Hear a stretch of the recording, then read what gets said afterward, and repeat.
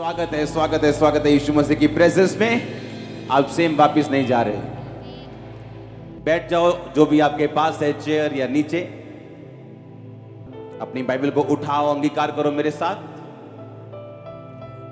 आराधना करूं मैं पूरे दिल से, मैं तुझे ढूंढूंगा। अपने हाथों को उठा के बोलो, मैं हूं यहां, खुदावंद मुझे यूज कर।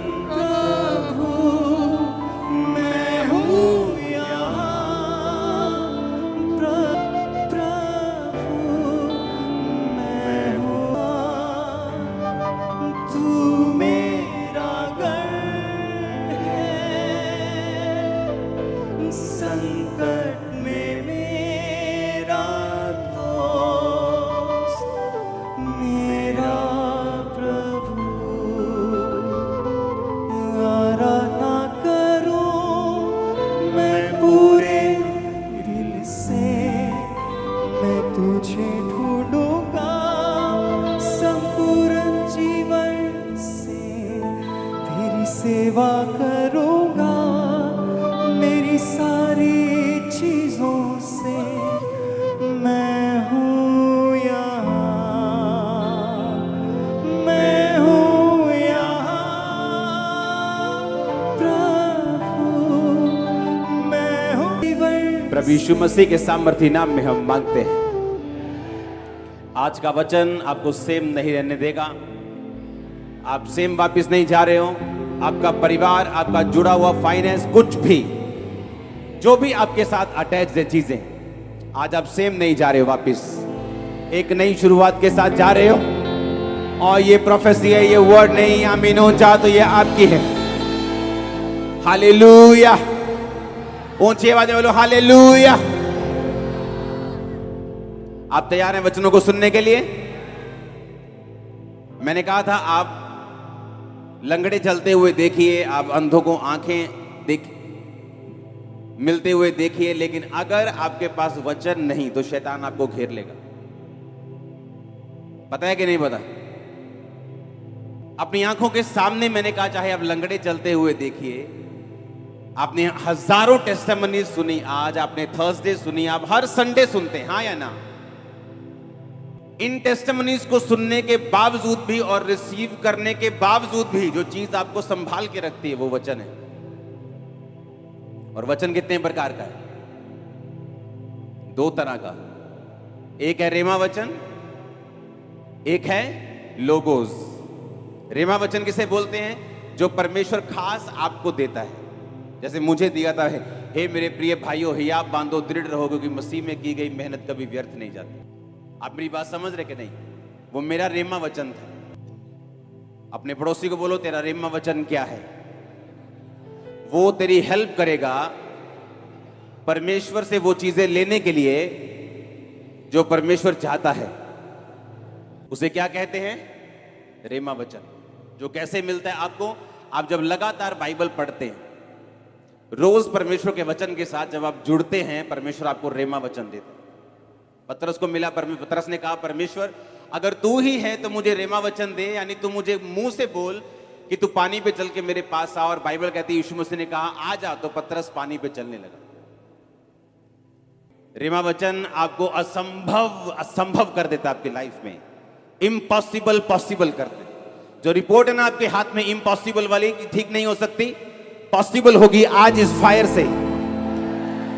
ये रेमा वचन कर सकता है। आमीन। उसने मेरी लाइफ में किया जब मैं निराशा में था और लगता था कि यीशु मसीह से भी ये काम नहीं हो सकता, लेकिन परमेश्वर में चल रहा था कि चलते हैं, अब और कोई रास्ता नहीं है। मुझे जीवित परमेश्वर के बारे में मालूम है, यही वो जीवित परमेश्वर है जो मुझे मिला है। लेकिन रेमा वचन मिलने के बाद कि हे मेरे प्रिय भाइयों, हियाब बांधो, दृढ़ रहो, क्योंकि रोज 2 घंटे मुझे बाइबल पढ़नी पड़ती थी। इसलिए नहीं कि मैं परमेश्वर से बहुत प्यार करता था, इसलिए क्योंकि वो बाइबल पढ़ने से मेरे मेंटली अपसेट के जो दौरे, अटैक थे, वो कम हो जाते थे। तो मुझे बाइबल पढ़ना मेरी मजबूरी थी। बाइबल पढ़ने से मुझे आराम मिलता था और दुष्ट आत्मा के अटैक कम हो जाते थे, और इसीलिए मैं बाइबल पढ़ता रहता था। और जब बाइबल पढ़ने की आदत पड़ गई, बाइबल पढ़ते पढ़ते एक वचन मेरे सामने आया और मुझे लगा कि नहीं, ये वचन आम वचन नहीं, ये परमेश्वर ने मुझसे आज खास बात की है। और उसी वचन के जरिए मैंने मेहनत करनी शुरू की और आज मैं आपके सामने हूं।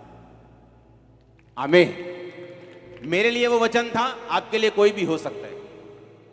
किसी के लिए कोई भी वचन रेमा वचन बन सकता है। रेमा वचन वही बाइबल का लिखा हुआ वचन ही होता है, लेकिन जब आप रोज बाइबल पढ़ते हैं, एक दिन कोई ना कोई वचन ऐसा होता है जो आपके दिल में घर कर जाता है और आपको मालूम होता है कि ये आज मैंने सिंपल वचन नहीं पढ़ा, आज परमेश्वर ने इस वचन के जरिए खास मुझसे बात की। लेकिन लोगोस वचन, जो लिखा हुआ वचन है, उसे पढ़ना भी जरूरी है, क्योंकि शैतान रेमा से नहीं, वो लोगोस से हारता है। आपकी लाइफ में मिरेकल रेमा वचन से होता है, जब परमेश्वर आपसे बात करता है। लेकिन जब शैतान आपकी परीक्षा करता है, वो आपको रेमा वचन के बारे में नहीं, वो आपको लोगों से, आपके माइंड में आपकी परीक्षा करता है। यीशु मसीह के पास आके उसने बोला, पत्थरों को बोलिए क्या बन जाए, रोटियां बन जाए। और यीशु मसीह ने रेमा वचन का यूज नहीं किया कि थोड़े दिन पहले मेरे लिए आकाशवाणी हुई थी कि मैं उसका प्रिय बेटा हूं, वो मुझसे बहुत खुश है। यीशु मसीह ने लिखे हुए वचन का यूज किया और कहा कि शैतान, लिखा है इंसान अकेली रोटी से नहीं परंतु परमेश्वर के मुख से निकले एक वचन से जिंदा रहेगा। आमीन। कितना इंपॉर्टेंट है लिखा हुआ वचन आपकी लाइफ में होना, कितना जरूरी है जो बाइबल आपके हाथ में है, इसे रोज पढ़ना। नहीं तो जितने मिरेकल्स आप देखते हैं, जितने मिरेकल्स आप रिसीव करते हैं, जितना सामर्थ आप रिसीव करते हैं, उसके बावजूद शैतान आपको धोखा दे जाएगा अगर आप इस वचन को नहीं पढ़ते तो। इमेजिन करो, लंगड़े चलते हुए देखना, पागलों को संगलियों से आजाद होते हुए चर्च में देखना,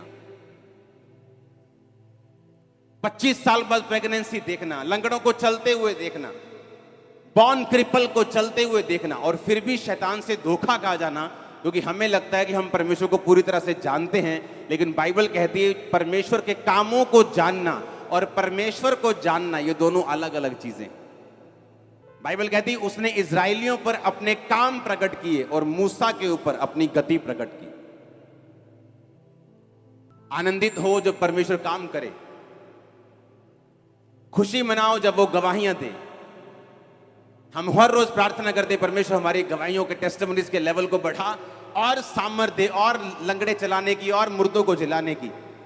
लेकिन साथ साथ हम ये भी ध्यान रखते हैं कि जिस चीज ने हमें संभाल के रखना है और शैतान से बचाना है और उस पर वार करने का हमें ताकत देनी है, वो परमेश्वर का वचन है। अपने पड़ोसी को बोलो, रोज पढ़ना है, आराम से, ध्यान से, फोकस से और आत्मा से इसे पढ़ना है। आमीन। अगर आप बाइबल को पढ़ने की आदत डाल लेंगे तो जब शैतान आपकी परीक्षा करने के लिए आएगा, आप उसे दबा देंगे अपने पैरों के नीचे। मैं आपको सच कह रहा हूं, क्योंकि जब वो अपने क्वेश्चंस के साथ आता है तो आपके माइंड में आता है, आपके माइंड में वो अजीब से क्वेश्चंस पैदा करता है, सवाल पैदा करता है, आपको अलग अलग तरह से वो टॉर्चर करने की कोशिश करता है, आपको पाप के फायदे दिखाने की कोशिश करता है, वो कई कुछ करने की कोशिश करता है। और अगर आपने सिर्फ लंगड़े चलते हुए देखें और वचन के बारे में आपको जीरो नॉलेज है तो आप फंस जाएंगे। इसीलिए मैं कहता हूं कि उस चर्च को अटेंड करो जहां परमेश्वर का वचन आपको गहराई से मिल रहा हो। वो जहां भी हो, आप जहां भी, जिस देश में मुझे सुन रहे हैं, अगर आप वचन में कच्चे रह गए तो शैतान के लिए आप एक इजी टारगेट हैं। उसे मालूम है कि उसे एक्सपीरियंस है, वो पुराना सांप है, उसे मालूम है आपको किस तरह से घेरना है। उसने यीशु मसीह के पास आके बड़ी बड़ी बातें नहीं की। उसे मालूम था कि 40 दिनों का यीशु मसीह भूखे हैं, तो उसने कहा कि अगर तू परमेश्वर का बेटा है तो पत्थरों को रोटियां बन जाएं, बोल दे। शैतान को मालूम है आपको क्या चाहिए। किसी की कमजोरी पैसा है, किसी की कमजोरी व्यभिचार है, किसी की कमजोरी कुछ है। उसे मालूम है आपकी कमजोरी क्या है। किसी की कमजोरी डर है, किसी की कमजोरी उसकी पढ़ाई है, किसी की कमजोरी उसका बिजनेस है, किसी की कमजोरी उसके रिश्तेदार हैं। शैतान को मालूम है आपकी कमजोरी क्या है, और अगर आप वचन में कच्चे हुए, वो आप ही की कमजोरी को आप ही के खिलाफ यूज करेगा और आपको गिरा देगा। और वचन आपको ताकत देता है अपनी कमजोरियों के ऊपर ओवरकम करने के लिए। वचन आपको ताकत देता है अपने पाप के ऊपर कब्जा करने के लिए। इसलिए परमेश्वर ने कहा, अपने शरीर को शैतान के हाथों में, पाप के हाथों में नहीं सौंपो। अपने अंगों को धर्म के हथियार होने के लिए परमेश्वर के हाथों में सौंप दो। एक बार जरा जोरदार हालेलुया बोल दो जरा। आमीन। इसलिए अगर आप वचन से प्यार करते हैं, इसको रोज पढ़ते हैं, ये आपके मोबाइल में होना चाहिए, जिस तरह फेसबुक आपके मोबाइल में है। ये आपके घरों के ऊपर टंगा हुआ होना चाहिए। आपके फेवरेट वर्ड्स, आपके रेमा वचन, वो वचन जो आपके दिल को अट्रैक्ट करते हैं, जो वचन आपके दिल को अच्छे लगते हैं, आपको मालूम है कि कहीं परमेश्वर मुझसे इन वचनों के जरिए बात कर रहे हैं। ये आपकी गाड़ियों पे लगे होने चाहिए, ये आपकी साइकिल पे लगा होना चाहिए, आपके बाइक पे लगा होना चाहिए, आपके घर पे लगा होना चाहिए, आपके नौकरी वाले स्थान पे, आपके बिजनेस पे, आपके घर पे, आपके घर के दरवाजों पे ये लगा होना चाहिए। इसी ने आपको बचाना है। जो कुछ आप ले भी रहे हो ना खुदा से, अगर आपने कैंसर से हीलिंग ले ली है, इसको संभाल के भी वही वचन हेल्प करेगा कि आप रख सकें।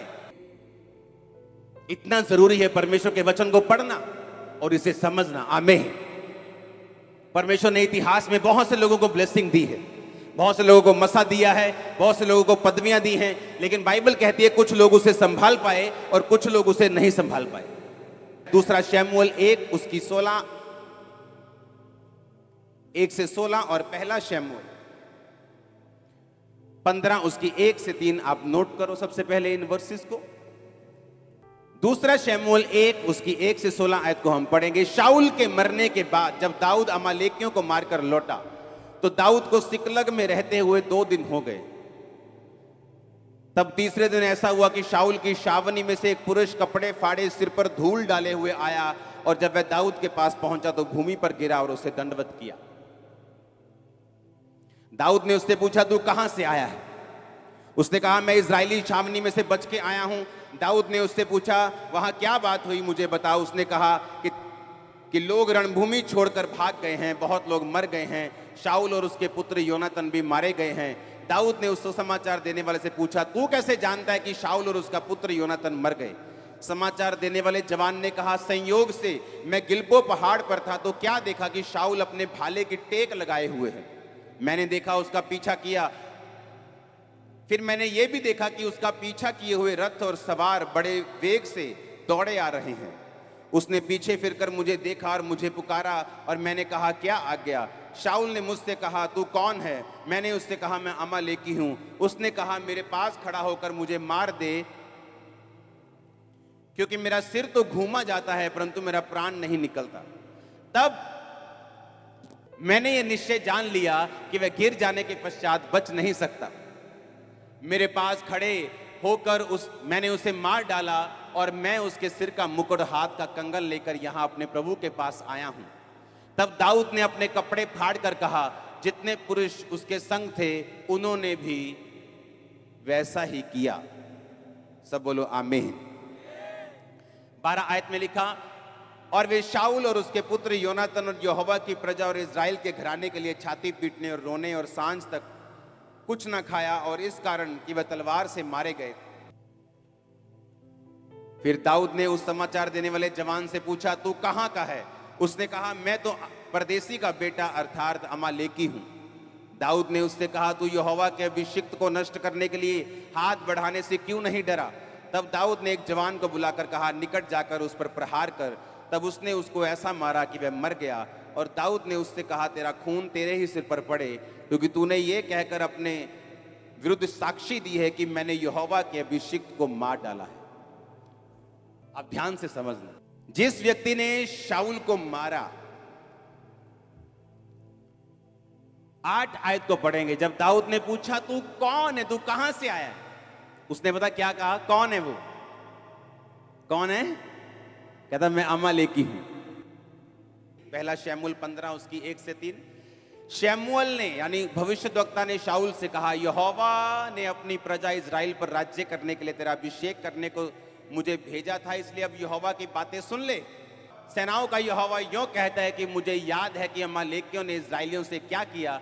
जब इजराइली मिस्र से आ रहे थे तब उन्होंने मार्ग में उनका सामना किया, इसलिए अब जाकर अमालेकियों को मार, जो कुछ उनका है उसे बिना कोमलता किए नष्ट कर। क्या पुरुष, क्या स्त्री, बच्चा, दूध पीता, क्या गाय, बैल, भेड़, बकरी, क्या ऊंट, क्या गधा, सबको मार दे। कितने साल पहले?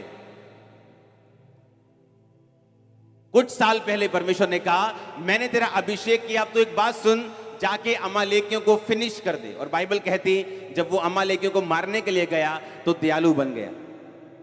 आप परमेश्वर से ज्यादा दयालु मत बनो। और दयालु बन के कुछ अमालेकियों को छोड़ दिया, गाय बैल भेड़ बकरे को छोड़ दिया। जब शमूएल वापिस आया तो उसने कहा ये क्या हुआ? उसने कहा यहोवा तुझे आशीष दे और मुझे भी दे, देखो मैंने अमालेकियों को मार दिया। कहता अगर मार दिया तो ये भैं भैं भैं भैं ये क्या हो रहा है इधर?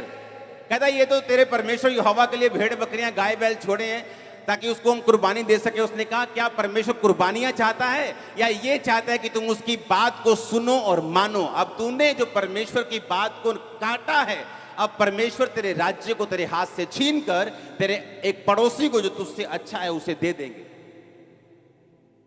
आज परमेश्वर जिस व्यभिचार को आपको छोड़ने के लिए कह रहा है, आप बोलते हो नहीं नहीं ये क्या पता, परमेश्वर तो है ही बोरिंग परमेश्वर है, क्या ये नहीं करना वो नहीं करना, है ना? और कल को वही व्यभिचार जब एक आदमी को खत्म कर रहा है, उसके परिवार को फिनिश कर रहा है, उसके फाइनेंस को फिनिश कर रहा है, फिर वो रोता है, फिर बोलता है कि लाइफ इज ए स्ट्रगल। परमेश्वर ने कहा तुम मुझसे अधिक धर्मी हो सकता है क्या? तुम मुझसे अधिक दयावान हो सकता है क्या?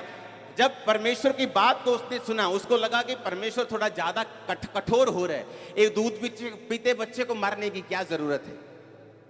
लेकिन परमेश्वर जानता था कि जिस वंश को तू छोड़ रहा है वही वंश तेरे सामने खड़ा होगा और वही तुझे मार देगा। और इसलिए दाऊद ने जब कहा तू कौन है, तूने जो शाऊल का सिर काट दिया और उसको मार दिया, तू कौन है, तू कहां से आया? दाऊद को शक हुआ, उसने जानबूझ के उसने एक स्पिरिचुअल क्वेश्चन पूछा, तू कौन है, तू कहां से है? उसने कहा मैं अमालेकी हूं। दाऊद को याद आया कि ये वही अमालेकी है जिसको मारने के लिए परमेश्वर ने शाऊल से बोला था और वो फेल हो गया था, आज उसी ने उसको मार दिया। आज वही ड्रामा सीरियल जो परमेश्वर देखने के लिए मना करता है, 4 साल बाद जब वही ड्रामा घर में शुरू होता है तो दुखी होते हैं लोग। आप मेरी बात समझ रहे कि नहीं? अगर परमेश्वर आपको कोई चीज करने के लिए बोलता है तो आप परमेश्वर से ज्यादा समझदार बनने की कोशिश मत करो। आप परमेश्वर से ज्यादा धर्मी बनने की कोशिश मत करो। आप परमेश्वर से ज्यादा ताकतवर बनने की, समझदार बनने की कोशिश मत करो। जो परमेश्वर का वचन कहता है हमें वो करना है।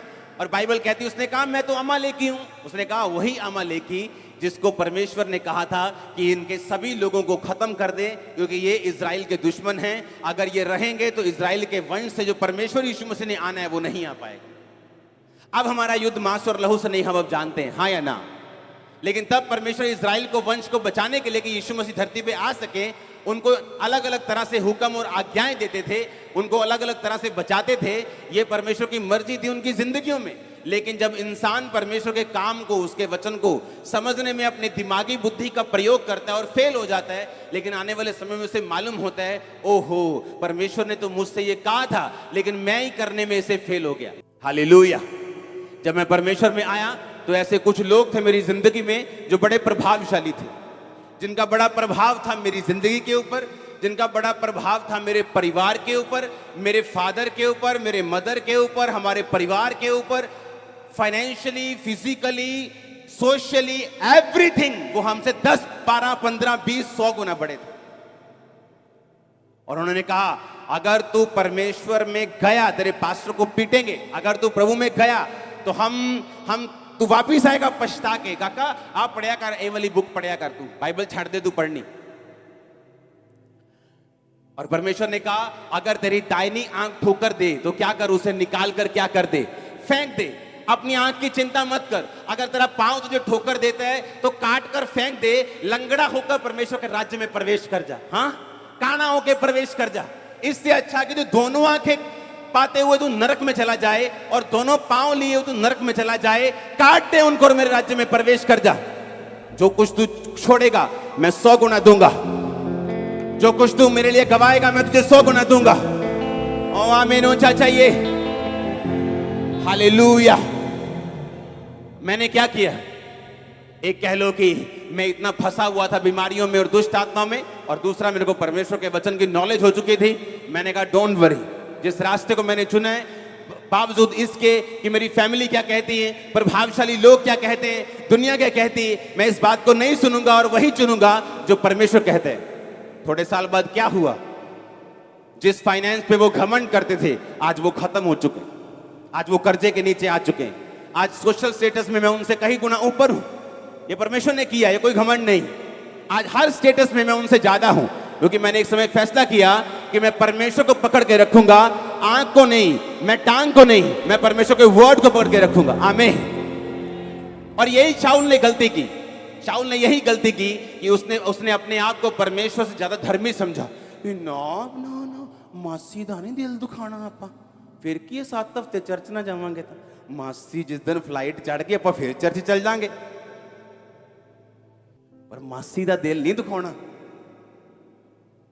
और आपको मालूम नहीं, वही मासी आपको गालियां देने वाली 4 साल बाद, और ना आप घर के रहेंगे, ना जीसस के रहेंगे, ना मासी के रहेंगे, ना घर के, ना घाट के धोबी का कुत्ता, ना इधर का तो ना उधर। ऐसी हालत मैंने देखी ऐसे लोगों की जिन्होंने मेरे साथ बपतिस्मा लिया, मेरे जैसे एक्साइटेड, मेरे जैसे अपने घरों को छोड़ने के लिए तैयार, मेरे जैसे प्रचार करने के लिए तैयार, लेकिन एक दिन फैमिली आके बोलती है, ए काका जे तू जाना है चर्च तो फिर देला ना तेरा ब्याह करना, ना तेन दुकान च हिस्सा देना, ना तेन आ करना, सरेंडर कर दिए, चलो शादी हो जाएगी। अब शादी में बीवी रोज मारती है। सच कह रहा हूं मैं झूठ नहीं कह रहा हूं, पुलपिट पे हूं। मारती, मैंने कहा ऐसे मारती, फिजिकली मारती। जो लड़का किसी लड़के की बात सुनता नहीं था उससे लड़ता था, आज बीवी उसे मारती है। आज घर वाले कुछ नहीं दे रहे, कारण क्या? परमेश्वर बोलेगा, वो बोलता है अगर तुम मुझे छोड़कर संसार को चुनेगा, यही संसार तुझे शर्मिंदा भी करेगा, तुझे नीचा भी करेगा। अगर तुम मुझे चुनेगा, मैं 100 गुना तुझे आदर दूंगा और ऊंचा करूंगा। दाऊद ने कहा कौन है तू? उसने पहले पूछा, आपको मालूम, उसने पहले पूछा 3 आयत, उसने पूछा, उसने कहा तू कहां से है? 3 आयत पढ़ेंगे। उसने कहा तू कहां से है? 8 आयत में उसने फिर पूछा, उसने कहा तू कौन है भाई? उसे मालूम था कोई स्पिरिचुअल कनेक्शन है ये। उसने कहा तू कहां से, तू कौन है, तू कौन है?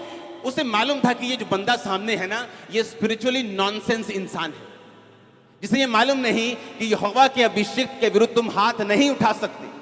इमेजिन करो, वो पास्टर भी जो गिरा हुआ है, तुम उसके विरुद्ध हाथ नहीं उठा सकते, और सोचो जो गिरा हुआ नहीं है उसके खिलाफ अगर तुम उठाओगे कुछ, तो परमेश्वर तुम्हारी हालत कितनी पतली कर देंगे। इमेजिन करो, जो गिरा हुआ है उसके खिलाफ परमेश्वर बोलने नहीं देते, उसके खिलाफ एक्शन लेने नहीं देते, और सोचो जो खड़ा हुआ है, जो गिरा हुआ नहीं है, उसके खिलाफ कोई बोलेगा तो परमेश्वर क्या हालत करेंगे? वो तुम्हारे साथ है, तुम्हारे परिवारों के साथ है, ऊंचा करने के लिए, तुम्हें ब्लेस करने के लिए, तुम्हें संसार में उत्तम ब्लेसिंग देने के लिए, तुम्हें ऊंचा ऐसा करने के लिए कि लोग देखें। मैंने कहा वो तुम्हारे साथ है यीशु मसीह के नाम में। Hallelujah, hallelujah. क्या चाहते हो तुम?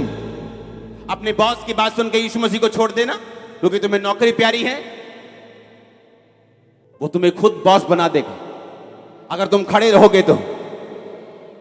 आज वो लोग जो प्रभाव रखते थे, आज खुद परमेश्वर में आना चाहते हैं, क्योंकि मैं खड़ा रहा, परमेश्वर, मैं खड़ा रहा, मेरा परिवार मेरे पीछे आया, लोग मेरे पीछे आए, अब वो पीछे आए, क्योंकि ये रीजन था। परमेश्वर ने कहा, आपको मालूम, जो लोग आपका विरोध करते हैं, एक्चुअल में परमेश्वर उनको ब्लेस करना चाहते हैं, और शैतान उन्हीं को यूज करता है आपके खिलाफ। और अगर आप उस समय इंसान की शक्ल ना देख के परमेश्वर की योजना को समझेंगे, और इंसान को अगर ऑफेंड करना पड़े, नाराज करना पड़े, आप कर देंगे, लेकिन परमेश्वर को पकड़े रहेंगे, आप उसी इंसान की आशीष का कारण बन जाएंगे जो आपका विरोध कर रहा है। तो अगर आप परमेश्वर की बात नहीं सुनेंगे और शैतान की बात सुनेंगे और इंसान की बात सुनेंगे, उनका भी नुकसान होगा और आपका तो होगा ही होगा। इमेजिन करो, अगर मैं उन लोगों के पीछे लग जाता, आज वो खुद भी कंगाल हो चुके और मुझे भी कंगाल कर देते, फिर दोनों कंगाल कंगाल घूमते, स्पिरिचुअली कंगाल, आत्मा में कंगाल। पैसा कोई बड़ी बात नहीं है, गलत लोगों के पास भी बहुत है। पैसा उतना चाहिए जितने से आप अपनी जिंदगी को परफेक्टली गुजार सकें बिना पाप किए। आमीन।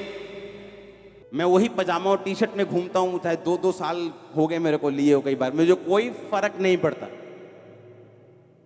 मैं भी आप ही की तरह वो हरी सब्जी खाता हूं, क्योंकि मुझे वेट कम करना है, कभी बढ़ जाता है, कभी कम हो जाता है। हालेलुया। चिंता मत करो पैसों की, परमेश्वर की चिंता करो। तुम्हारे पैरों के नीचे होगा पैसा, मैं आपको बता रहा हूं। तुम चलोगे ना, परमेश्वर बिछा देगा उसको। आप मेरी बात समझ रहे हो कि नहीं? आपको ये प्रूफ करना होगा कि आप उसकी संतान हैं, आप उसके सन हैं, आप उसके रियल डॉटर हैं। आपको अपने कर्मों से प्रूफ करना होगा। याकूब कहता है कि तुम अपने विश्वास को बिना कर्मों के दिखाओ। तुम बोलते हो मैं विश्वासी हूं, बिना बिना कर्मों के तुम नहीं। कहता मैं अपने विश्वास को कर्मों के द्वारा दिखाऊंगा। यानी जो कर्म नहीं करता वो विश्वासी नहीं। आपके कर्म बताते हैं, परमेश्वर में लिया गया स्टैंड बताते हैं। जो चीज परमेश्वर आपको आज मना कर रहा है वो आपको दुखी कर सकती है, वो आपको नाराज कर सकती है, आपको थोड़ी मुश्किल में, दुविधा में डाल सकती है, लेकिन याद रखो वो आपके लिए लाइफ सेविंग रेमेडी है। अगर शाऊल इस बात को समझता कि परमेश्वर ने क्यों अमालेकी दूध पीते बच्चे को भी नाश करने के लिए क्यों बोला, तो वहां वो मरता ना। मैं आपको गारंटी देता हूं। आप प्रभु से ज्यादा धर्मी मत बनिए, परमेश्वर से ज्यादा आप चालाक मत बनिए, प्रभु से ज्यादा समझदार मत बनिए। उसको मालूम है कि फ्यूचर में शैतान आपके लिए क्या रख के बैठा है, और परमेश्वर को यह भी मालूम है कि वो फ्यूचर में आपको क्या देना चाहता है। आप मेरी बात समझ रहे कि नहीं? इसलिए जो लोग वचन को नहीं समझते, जो लोग वचन को नहीं जानते, वो अपनी लाइफ में एडजस्टमेंट के साथ चलते। जिधर पलड़ा भारी उधर के हो गए, जिधर थाली का बैंगन इधर संसार भारी तो संसार की तरफ हो गए, आत्मा में भारी तो आत्मा की तरफ हो गए। ऐसा परमेश्वर नहीं चाहता। वो चाहता है जो स्टैंड आपने लिया है, जो जिस बात पे आप विश्वास करते हैं उस पे खड़े रहें, परमेश्वर के वचन पे अड़े रहें, ताकि आप गवाहियों के साथ वापस आ सकें। मैं आपको अनॉइंट करता हूं, मैं आपको मसा करता हूं, आप टेस्टिमनीज के साथ वापस आ सके। मैंने कहा मैं आपको अनॉइंट करता हूं। आमीन हो चाहिए, बरकत आपकी है चर्च। हालेलुया। आप इन बातों को समझ रहे कि नहीं?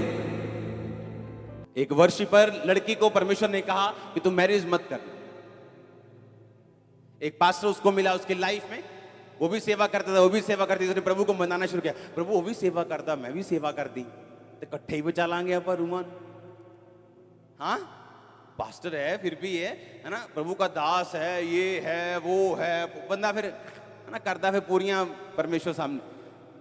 शादी हो गई, अब उसे मालूम था मैरिज होने के बाद वो यूज नहीं हो रही, प्रीच तो कर रही है लेकिन उस तरह से इस्तेमाल नहीं हो रही, क्योंकि परमेश्वर का हुक्म था।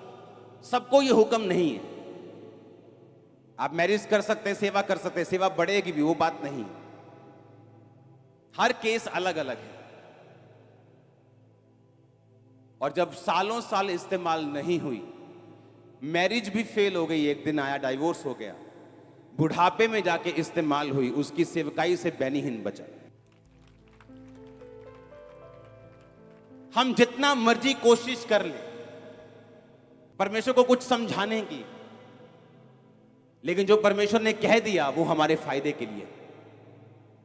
जब अपने स्पिरिचुअल फादर के चर्च में था, परमेश्वर मेरे एक एक रुपए को मेरी जेब से खाली कर देते। लाखों रुपया मेरी जेब में होता था और परमेश्वर बोलता था दे ही जा बस। और मैं बोलता था कि परमेश्वर तू श्योर है ना, मेरे पास जाते वक्त सिर्फ टिकट बची है और 1 रुपया भी नहीं है, और मैं इंटरनेशनल पास्टर हूं और मेरी जेब में पैसा नहीं है, देख ले कैसा लगेगा।